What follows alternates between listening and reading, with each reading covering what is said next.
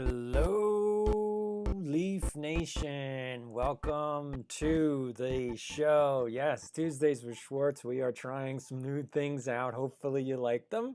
So today's episode, or this week's episode, is all about collaboration. You're looking to collaborate. So this will be mainly for schools. I'm going to say that. So if you're a teacher, if you're a student, if you're a principal, so, it's mainly for you. But let's just put it out there. It can be for anybody. So, if you're a business owner, if you're a corporate, manager, if you're looking to collaborate with your team, these strategies are going to work for you. So before we get into it, my name is D. Scott Schwartz. I am the host of this show, weekly broadcast on YouTube now. We moved it over from Instagram. I've had technical difficulties throughout, so we're trying to work on those things. But what we're going to be able to do, if you don't see the live stream, you'll be able to get the recording posted again on YouTube. So again, thank you for joining. If you don't know who I am, again, my name is D. Scott Schwartz. I am a 20-year inside educator, so an insider. I know everything there is to know about the school system, the good and the bad. And so I am here to present to you ways and strategies to overcome the system. Let's face it, I put it into several articles on both Medium and LinkedIn. The entire system is completely broken. It is falling apart. And the people holding it together are the people you don't seem to be appreciating at all. And that's teachers. Teachers are holding the entire thing together with basically duct tape. So I am here to show you how we can make a difference in changing the lives of our students, the next generation, as well as giving more hope to our teachers that we're not abandoning them, because we need them more now than ever. So why don't we get to the best part about this whole thing.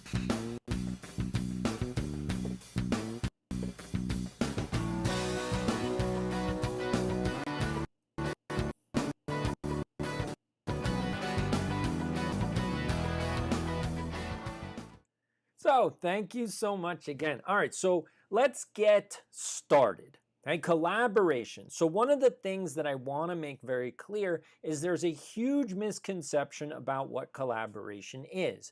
And so here's the biggest confusion. Collaborating is not the same as working together. Okay? So I don't know if that made sense, but let me try to explain that. So collaboration means that you have a group of people and every one of them contributes to the team to create something, either a product, a service, changing something. So in a school, you can have teams of teachers working on data. So that's collecting data, analyzing data, and creating reports. And so each teacher on that team equally contributes to the end result.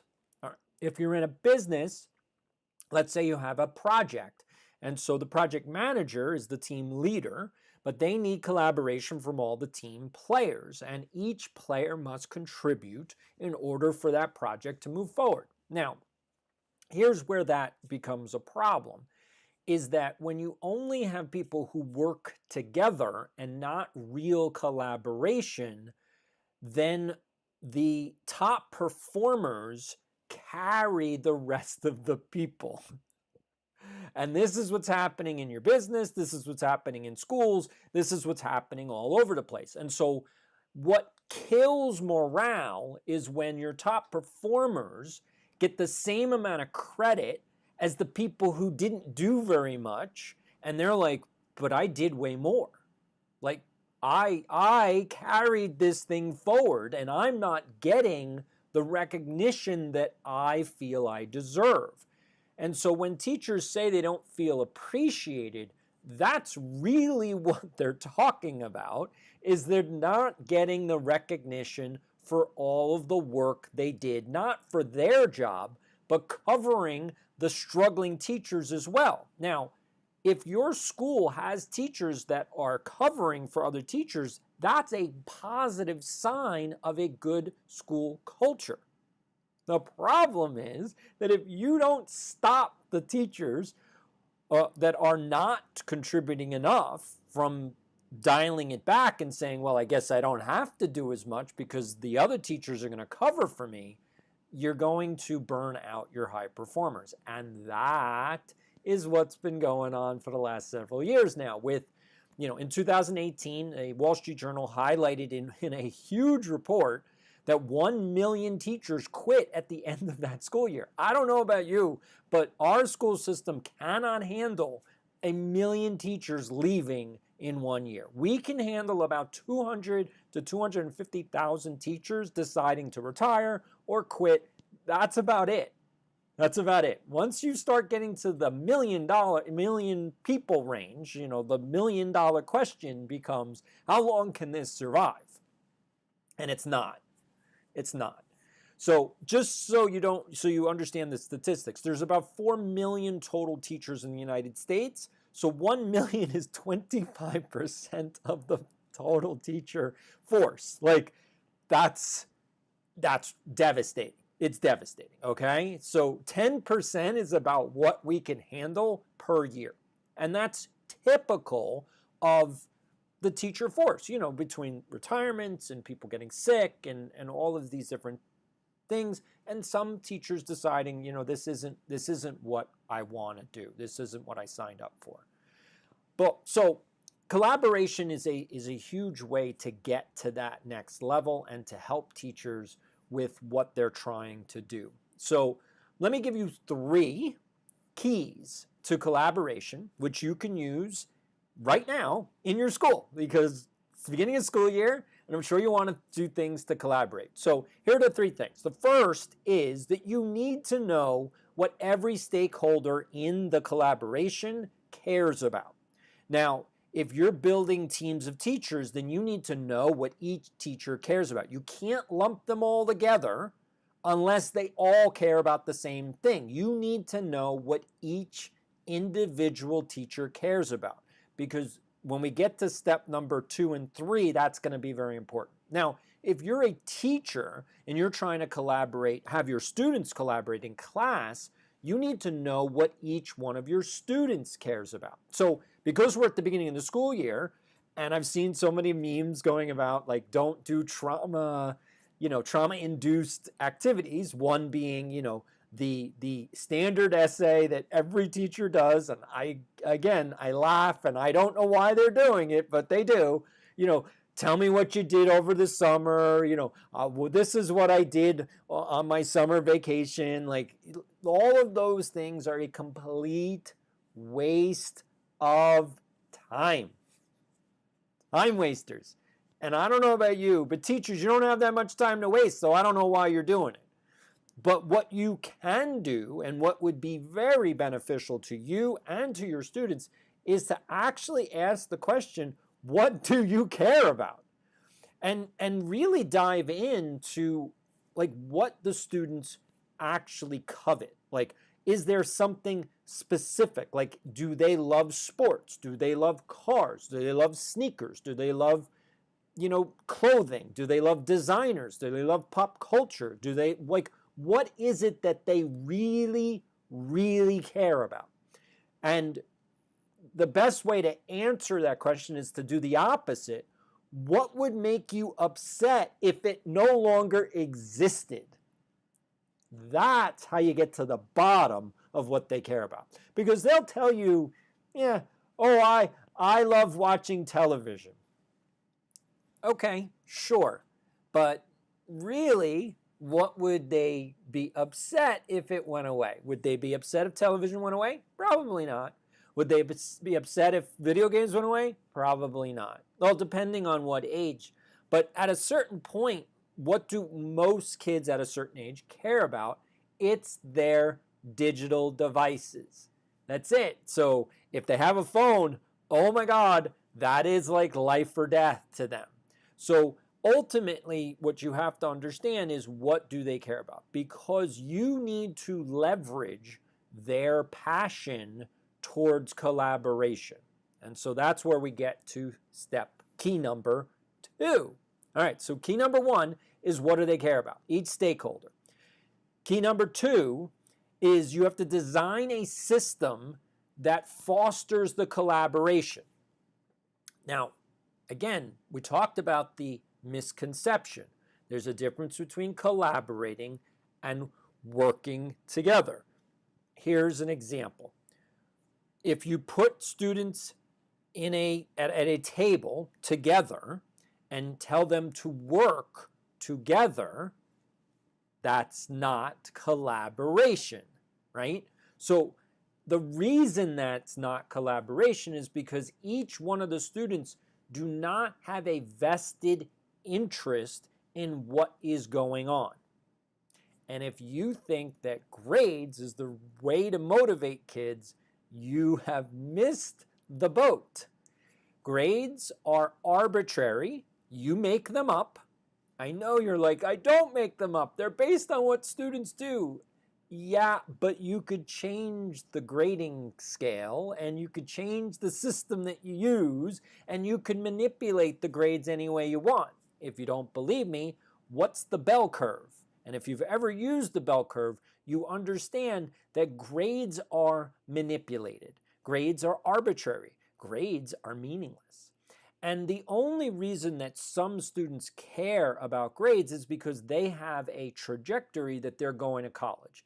And colleges care about their grades. The students don't care, but the colleges care, and therefore, by proxy, the students care what they care about because they want to go to college. So, well, okay, I guess I have to worry about what they care about. Do you see how the system kind of starts to develop? So when we talk about motivating kids and motivating people and motivating workers, what you're really talking about is tapping into what they care about. And if you can do that, if you can tap into what they care about and move them forward, then you have something. And that's where collaboration comes in. But you have to set it up. You can't just think that if you put people together, automatically this just happens. It doesn't. People don't collaborate because everybody's out for their own interests. And collaboration forces people to trust one another. That's why you want collaboration, because you build trust. Teachers that do collaborative projects in class are building trust in their classrooms. You're going to be able to get kids to do way more if you can get them to collaborate. But that's not easy. So that's the second key. So we got key number 1, key number 2. Now let's move to key number 3. And this is the glue that holds it all together. Now, if you're following me on LinkedIn, I just published that report. If you want, you can get that report from Twitter, right at Rewards Pro. It's right on the bottom of the screen. I published it, or I retweeted it onto Twitter. So you can actually read the article that has all of this in there. So if you don't want to take notes, you can just go right there and you can get the article already written out for you. But let's get to key number 3. And this is the tricky one. This is where I make my living. This is where I am an expert. This is where school districts and businesses and people who are trying to figure out how do you motivate people, this is why they call me. Key number 3. All right, so key number 3 is setting up the consequences of the collaboration. Now, there's 2 types of consequences, right? All right, so there's positive consequences, and then there's negative consequences. What we tend to think about when we hear the word consequence is we tend to think about a negative consequence. But that's only half the story. You have to recognize that there are also positive consequences.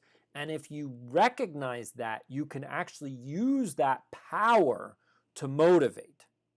And on the back end, you have the negative consequence, which is if you don't get it done, then yeah, there's going to be a negative consequence. So here's an example that I used in my school.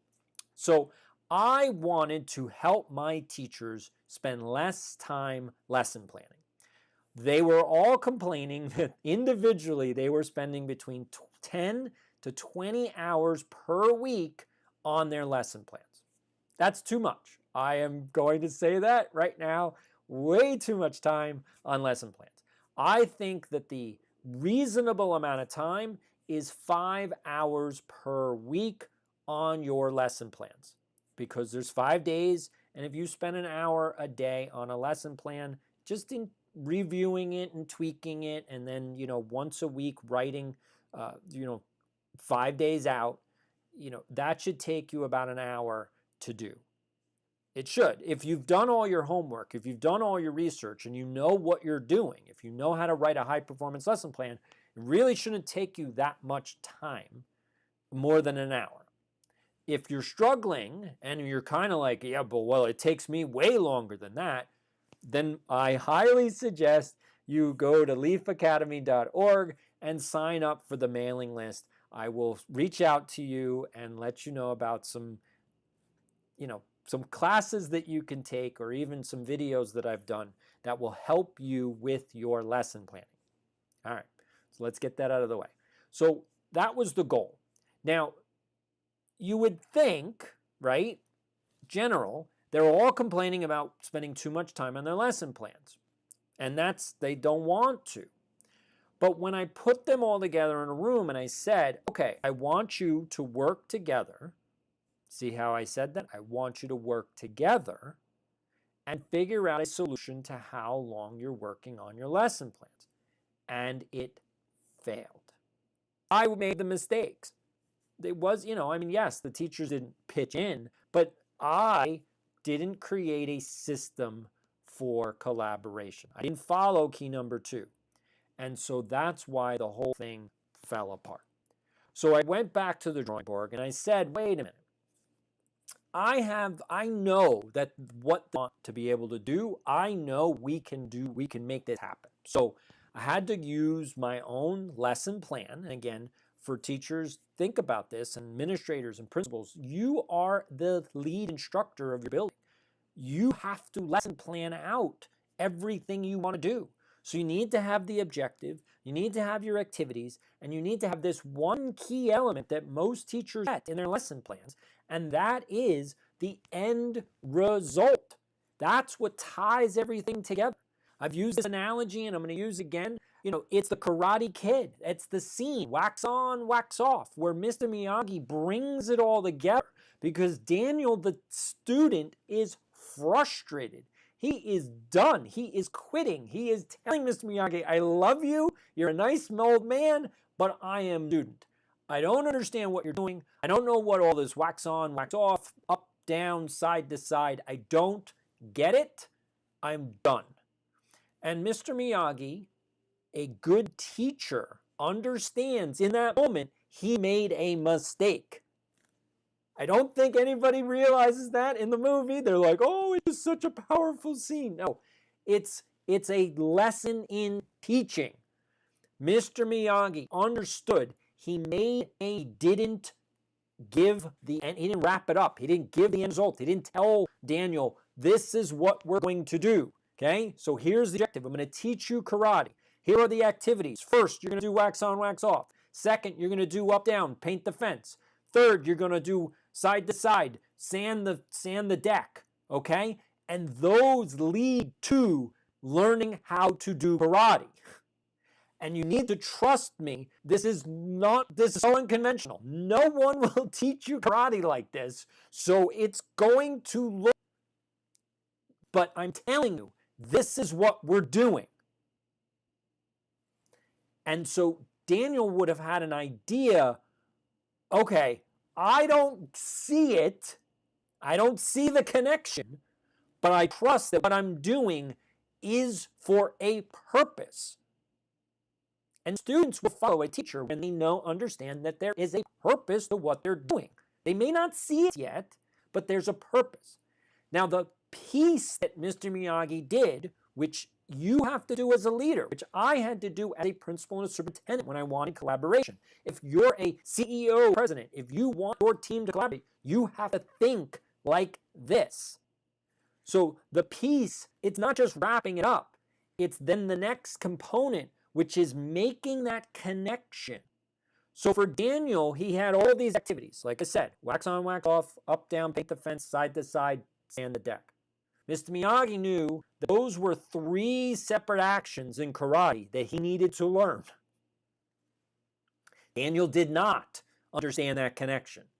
And so Mr. Miyagi had to actually physically connect and understand. He did. He physically connected Daniel's activities to punches and blocks. And so Daniel's connections in his brain went boom, and all of a sudden you see it in his eyes, the aha moment, the oh, that's what I just did for the last week. Oh, I do know some karate. Oh, I need to practice some more. If you're a teacher and your students are saying to you, I don't understand why we're doing this, that should be an indication to you, I made a mistake. I forgot something in the equation.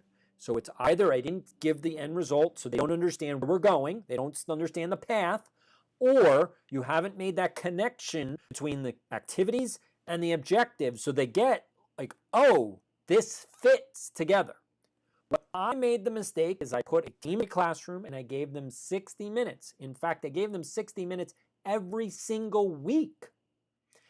And what I said was the goal is to reduce the amount of time you spend on lesson plans. Now that's wonderful, but I didn't give them the activities and I didn't make the connections and I didn't wrap it up into an end result. My mistake. So when I came back to the table, back to the drawing board, and rewrote out my lesson plan, again, if you're a manager, if you're a vice president, if you're a CEO, and your employees are having difficulty, you have to go back to the drawing board and go, did I miss one of these key steps? Do I have a clear vision? Do I have the activities that my employees should be doing? Did I tell them what's the purpose, where they're going? And then 3, do I make the connection between what they're doing and what the vision is? If you don't do 4 of those things, forget about having good collaboration. So I had to turn it back. And so what I had to do was first I had to create a pamphlet, which I did, on how to write a great lesson plan. That was actually the precursor to my high-performance teaching program, which I now run, and also the high-performance teaching formula, which is also came out of all this collaboration. So I sat them down and I went through all of the activities to write a high-performance lesson plan. I actually had to have them be my students. So they had to do how to write a good lesson objectives. And so we started with that. But I walked them through the collaborative process saying, every one of you needs to do this. Every one of you needs to contribute. Every one of you needs to get better at this. Because what if you don't have time today, but you need to rely on one of your teammates? You need to trust that they can do this just fine. That's where collaboration comes in. When every team player on the team has the same or better skills than you do. So what happens is when you have a collaborative team, that also drives up the quality of your teammates because everybody doesn't want to be the weak link. In a collaborative team, no one wants to be a weak link. When you're working together, nobody really cares. All they care about is who's going to shine. And some people just don't want to put in that much effort. You can't get away with that in a collaborative team. The team itself holds people together. It's not accountable. I mean, it is, but it's not. That's not what drives people forward. Being accountable is fear. That's not what drives people forward. What drives people forward is change. People are afraid of change. And so let's get to key number 3 and really flesh this out. So If people want things to change, then what do they care about? And that's what you get at. So key number one is, what do they care about? So for my teachers, what they all cared about more than anything was their prep period. So, okay, I can't make it up. I have to go based on what they care about. And so what they didn't want is change to their prep period. That's what they didn't want. They were afraid of changing the prep, either taking